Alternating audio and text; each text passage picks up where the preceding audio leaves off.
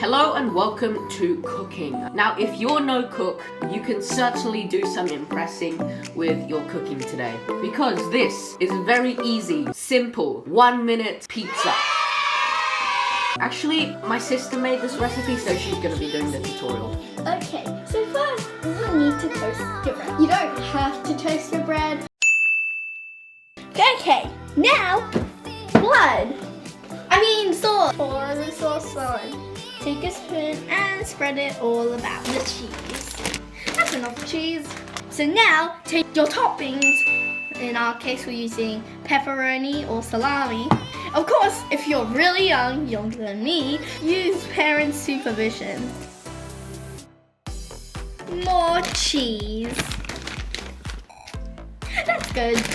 Now, put it on a plate and put it in the microwave for 1 minute.